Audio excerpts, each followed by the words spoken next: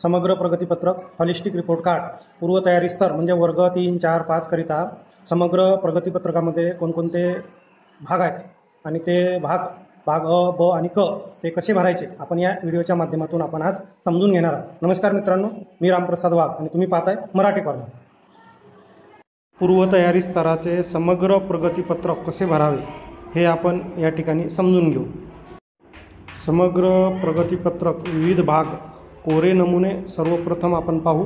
समग्र प्रगतीपत्राचे विविध भाग अ1, भाग अ2, भाग अ3चे 1, 2, 3 उपविभाग, भाग ब आणि भाग क।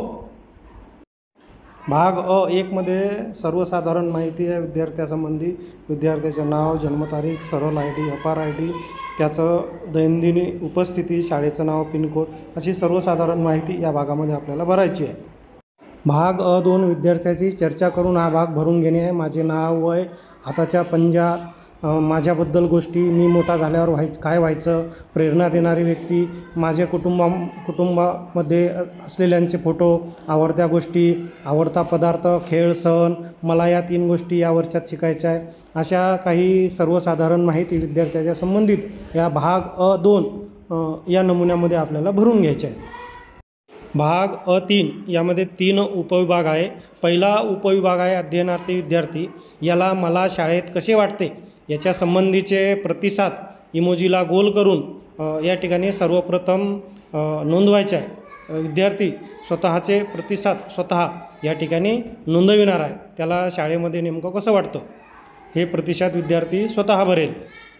त्यानंतर आहे सहाध्यायी अभिप्राय, विद्यार्थ्याचा मित्र त्याच्याबद्दलचे जे काही अभिप्राय आहे ते अभिप्राय या ठिकाणी नोंदवेल। विद्यार्थ्याचा मित्र म्हणजे सहाध्यायी अभिप्राय हे 2 विद्यार्थ्याचे भरून घेणे आहे। विद्यार्थ्याच्या ज्या सोबतचे मित्र असतील त्या 2 मित्रांकडून हे अभिप्राय भरून घेणे आहे। त्यानंतरचा भाग येतो पालकांचा। मग पालकांच्या उपविभागामध्ये तो विद्यार्थी कोणकोणत्या सुविधेचा वापर करतो, त्यानंतर विद्यार्थ्याबद्दल पालकाला काय वाटतं त्याबद्दल तो पालक त्याच्या प्रतिसाद नोंदवेल आणि विद्यार्थी नेमका कशामध्ये कमी आहे याबद्दलच्या सुद्धा प्रतिसाद पालक या उपविभागामध्ये पालक त्याला काय वाटते विद्यार्थ्याबद्दल ते सर्व प्रतिसाद तो या ठिकाणी नोंदवेल। भाग क मध्ये विद्यार्थ्याच्या वार्षिक प्रगतीचा सारांश दिलेला आहे। त्यामध्ये प्रत्येक विषयाच्या समोर विद्यार्थी नेमक्या वार्षिक कोणत्या स्तरावर आहे तो त्याच्या समोर आपल्याला प्रतिसाद नोंदवायचा। समग्र प्रगतीपत्रकामध्ये भाग ब हा मूल्यमापनाच्या दृष्टीने सगळ्यात महत्त्वाचा आहे। भाग ब हा समग्र प्रगतीपत्रकामधला सगळ्यात मोठा विभाग आहे आणि यामध्ये विद्यार्थ्याच्या सर्वांगीण प्रगतीचा सारांश आपल्याला या ठिकाणी लिहायचा आहे। त्यामध्ये मग अभ्यासक्रमाची ध्येय, उद्दिष्ट, अध्ययन निष्पत्ती, क्षमता, त्याच्यानंतर करावयाच्या सर्व कृती, त्यानंतर त्याचं मूल्यमापन, या सर्व गोष्टींचा ताळमेळ भाग ब मध्ये येणार आहे। त्यामुळे भाग ब हा प्रति विषयासाठी स्वतंत्र नमुना असेल आणि मूल्यांकन रुब्रिक तसे विद्यार्थ्याच्या क्षमताचं मूल्यमापन याच विभागामध्ये होणार आहे। विद्यार्थी नेमका कोणत्या स्तरामध्ये आहे आणि त्यासाठी नेमक्या कोणकोणत्या कृती केल्या ह्या भाग ब मध्ये आपल्याला शिकायचं आहे आणि भाग ब नेमका कसा भरायचा आपण आता भाग ब प्रत्यक्ष कसा भरायचा हे या व्हिडिओच्या माध्यमातून समजून घेऊ। समग्र प्रगतीपत्रक हॉलिस्टिक प्रोग्रेस कार्ड HPC समग्र प्रगतीपत्रक कसे भरावे। पूर्वतयारी स्तर म्हणजे वर्ग 3, 4, 5 करिता समग्र प्रगतीपत्रक कसे भरावे। समग्र प्रगतीपत्रक हॉलिस्टिक प्रोग्रेस कार्ड HPC पूर्वतयारी स्तरासाठी काही नमुना उदाहरणे आपण आता पाहू। आपण विषय घेऊ आपल्या सभोवतालचे जग, अध्ययन मानक जे आपल्या सभोवतालचे जग आणि मग अभ्यासक्रमाची ध्येय या ठिकाणी निवडलेली आहे TWCG1 आणि TWCG2 आणि त्यानंतर त्याच्याशी संबंधित ज्या क्षमता आहे 1 किंवा अधिक निवडू शकता। त्यामध्ये TWC1.1 त्यानंतर 2.1 2.3 या 3 क्षमता निवड केलेल्या आहे आणि यामध्ये बघा विषय निवडलेला आहे नदी वाचवणे। मग गृहीतके विद्यार्थ्यांनी त्याच्या राज्यातील जल प्रदूषण विषयी आणि एक महत्त्वाची नदी हळूहळू कशी नष्ट होते या संदर्भात प्रकरण आधीच वाचले आहे, त्यावर आधारित आकलनात्मक प्रश्नाची उत्तरे दिली आहेत। तसेच जल प्रदूषण समजून घेण्यासाठी काही कृती केल्या असून यावर आधारित ते एक कथा तयार करीत आहे। अध्ययन निष्पत्ती आहे, अध्ययनार्थी जल प्रदूषण कसे टाळता येईल याबद्दल नाटिका सादर करतील आणि मग 40 मिनिटाची एक तासिका आणि मग त्या 40 मिनिटाचं या ठिकाणी वर्गीकरण केलेलं आहे। 5 मिनिट, 10 10 मिनिट, 20 मिनिट, 5 मिनिट. मग पहिल्या टप्प्यात आहे शिक्षक जल प्रदूषण टाळता येईल या विषयावर वर्गात चर्चेचं नेतृत्व करतात, म्हणजे चर्चा घडवून आणतात पहिल्या 5 मिनिटांमध्ये. नंतरच्या 10 मिनिटांमध्ये एखादी नाटिका त्यांच्याकडून करून घेण्यास, त्यांना गटामध्ये सादरीकरण करण्यास मदत करतात. आणि नंतरच्या 20 मिनिटांमध्ये आहे अध्ययनार्थी त्यांची नाटिका सादर करतात आणि 6 अध्यायी नाटक केल्यानंतर दुसऱ्या गटातले 6 अध्यायी त्यावर प्रतिसाद देतात, अभिप्राय देतात. आणि शेवटचे 5 मिनिटं शिक्षक अभिप्राय घेतात त्यांच्याकडून, विद्यार्थ्याकडून जाणून. अशा पद्धतीचं हे कृती प्रत्येक विषयासाठी कृतीमध्ये आपल्याला लिहायचे आहे. त्यानंतर बघा मूल्यांकन रुब्रिक, त्यामध्ये क्षमता आहे, जाणीव जागृती, संवेदनशीलता, सर्जनशीलता. आणि मग कामगिरीचा स्तर आहे प्रवाह, पर्वत आणि आकाश. मग प्रवाहामध्ये त्याच्याशी संबंधित काय काय नोंदी घेता येईल त्या नोंदी इथं दाखवलेल्या आहे. पर्वतमध्ये त्या स्तराच्या नोंदी आहे, आकाशमध्ये त्या स्तराच्या नोंदी. विद्यार्थ्यांनी नेमकं कोणत्या स्तराचं काम केलंय, नेमकं त्याच स्तरामध्ये नोंदी आपल्याला दर्शवता येईल. नंतर बघा शिक्षकांचा अभिप्राय, क्षमता आहे, जाणीव जागृती, संवेदनशीलता, सर्जनशीलता. आणि मग नेमका विद्यार्थी या घटकामध्ये कोणत्या स्तरावर आहे, मग त्याच्या समोर टिक केलेले. इथं पर्वतमध्ये 2 टिक आहे आणि आकाशमध्ये 1 टिक आहे. आणि त्याच्यानंतर बघा निरीक्षणात्मक नोंदी आहे, बहुतेक घटकासह कथा सादर करण्यात आली. जल प्रदूषण आणि त्याचे परिणाम याबद्दल जागरूक आहे, म्हणजे नेमक्या काय काय नोंदी दिसतील त्या नोंदी इथं नोंदवायच्या आहे. आणि मग सगळ्यात शेवटी अध्ययनार्थीने कशी कामगिरी केली याबद्दल, कोणत्या आव्हानाला तोंड दिलं आणि मग त्यावर कशी मात केली या संबंधीचं निरीक्षण सुद्धा नोंदवायचं आहे. आणि मग सगळ्यात तिसरा पेज आहे स्वयंमूल्यमापन. कृपया तुम्ही नुकत्या पूर्ण केलेल्या कृतीबाबत खालील उत्तरे द्या. प्रत्येक विधानाची इमोजी रंगवा. प्रत्येक विधानासमोरची एक इमोजी रंगवायची आहे. त्यामध्ये मी माझ्या शिक्षकाच्या सूचनाचे पालन केले. स्वयंमूल्यमापन आहे. मग केलं काय, हो, नाही, खात्री नाही, मग ते सांगतील त्या पर्यायाला या ठिकाणी गोल करायचा आहे. पूर्वतयारी स्तरासाठी नमुना उदाहरण म्हणून आपण इयत्ता 3रीची निवड केलेली आहे.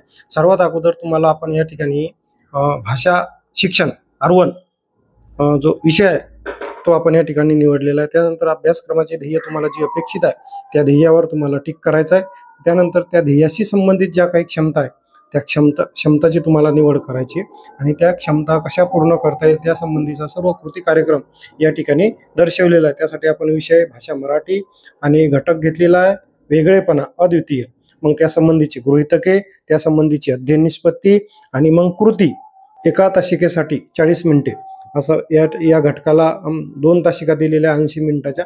मग 80 मिनिटाचं तुम्हाला कृतीमध्ये विवरणाचं वर्गीकरण करायचं आहे की 80 मिनिटं तुम्ही काय काय अध्ययन कृती पूर्ण करण्यासाठी काय काय अध्ययन अनुभव देणारा, त्या अध्ययन अनुभवाचं तुम्हाला वेळेचं आपण ज्या पद्धतीनं पाठासन काढतो त्या पद्धतीनं कृतीचा सारांश तुम्हाला या ठिकाणी लिहायचा आहे. आणि कृतीचा सारांश लिहून झाल्यानंतर मूल्यांकन रुब्रिक, म्हणजे विद्यार्थ्याच्या ज्या आपण NEP 20 मध्ये ज्या क्षमता दिलेल्या आहेत, जाणीव जागृती, संवेदनशीलता, सर्जनशीलता, आणि मग तो विद्यार्थी नेमका त्या क्षमतेमध्ये कोणत्या स्तरामध्ये आणि मग त्या स्तराच्या संबंधी जो घटक निवडला त्याला अनुसरून ज्या काय क्षमता आहे त्या क्षमताचं या ठिकाणी तुम्हाला त्या क्षमता लिहायच्या आहे.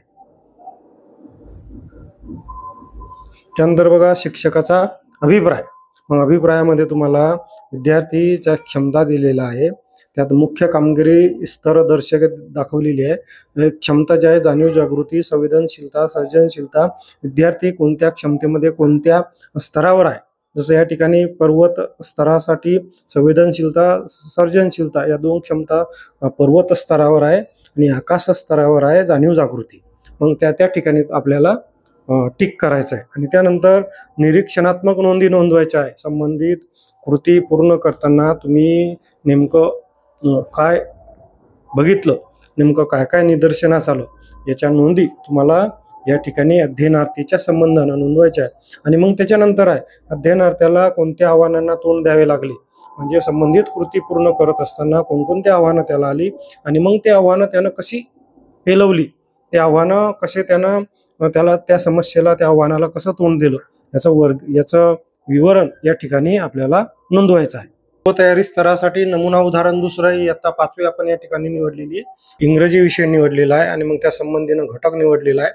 आणि मग घटक निवडल्यानंतर त्याला अनुसरून ज्या काय कृती आहेत त्या कृतीचा क्रम, त्यानंतर मूल्यांकन रुब्रिक, कामगिरी स्तर, क्षमता आणि क्षमतेमध्ये विद्यार्थ्याची कामगिरी कोणत्या स्तरावर आहे. या ठिकाणी एक लक्षात ठेवायचं आहे की प्रत्येक विषयाचं या ठिकाणी ध्येय, क्षमता, कृती कार्यक्रम, मूल्यांकन रुब्रिक, म्हणजे हा जो नमुना ब आहे हा प्रत्येक विषयासाठी स्वतंत्र भरायचा आहे. मग त्यामध्ये प्रथम भाषा, द्वितीय भाषा, तृतीय भाषा, इंग्रजी, गणित, परिसर अभ्यास, त्याच्यानंतरचे जे काय कला, कार्यानुभव, शारीरिक शिक्षण, त्याची आता नावं बदललेली आहेत. हे सर्व विषय या ठिकाणी प्रत्येक विषयासाठी स्वतंत्र नमुना हा या भाग ब मध्ये प्रत्येक विषयासाठी स्वतंत्र नमुना आणि प्रत्येक नमुन्यामध्ये कृती, ध्येय, क्षमता याचा उल्लेख करायचा आहे. त्यानंतर त्याच्या शिक्षकांचा अभिप्रायानंतर नोंदी आणि नोंदीनंतर जे काही कामगिरी केली हे त्याच्याबद्दल आव्हानं आणि कशाला तोंड द्यावे लागलं हे सगळं यामध्ये वर्गीकरण करायचं आहे. आणि त्यानंतर येतो स्वयंमूल्यमापन सुद्धा. यामध्ये प्रत्येक विषयासाठी स्वतंत्र त्या क्षमतेला अनुसरून स्वतंत्र स्वयंमूल्यमापनाचे प्रतिसाद इमोजीच्या स्वरूपात करायचे आहेत. नंतर पूर्वतयारी स्तरासाठी नमुना उदाहरण आहे इयत्ता 5वी आणि विषय आपण गणित निवडलेला आहे. गणितात सर्वात प्रथम अभ्यासक्रमाची ध्येय. तुम्हाला असं वाटतं की संबंधित घटकासाठी हे ध्येय लागू होत आहे, ती क्षमता लागू होते आणि कृती. मग तुम्ही जो घटक निवडलाय त्या घटकाच्या संबंधी तुम्हाला कृती कार्यक्रम या ठिकाणी लिहावा लागेल. कृतीमध्ये तुम्ही 40 मिनिटाची तासिका घेता तर 40 मिनिटाचं वर्गीकरण, 40 मिनिटामध्ये तुम्ही काय काय करणार आहात त्याचं वर्गीकरण तुम्हाला या ठिकाणी लिहायचं आहे. त्याच्यानंतर खाली आलं की मूल्यांकन रुब्रिक, कामगिरी स्तर, क्षमता आणि कामगिरीचा स्तर संबंधित कृतीच्या संबंधानं कोणता आहे, त्यामध्ये काय काय विद्यार्थ्यांना कृती केल्या आणि त्याच्या संबंधाची निरीक्षणं या ठिकाणी तुम्हाला कामगिरीच्या स्तरामध्ये नोंदवायची आहे. शिक्षकांचा अभिप्राय नोंदवायचा आहे, त्याची क्षमता कोणत्या स्तरापर्यंत आहे. त्याच्यानंतर निरीक्षणात्मक नोंदी या घटकाच्या संबंधानं विद्यार्थ्याच्या संबंधी काय काय विद्यार्थ्याला जाणवलं, काय काय शिकला आणि त्यानं काय काय नेमकं नाविन्यपूर्ण सर्जनशील काय केलं त्याच्या निरीक्षणात्मक नोंदी.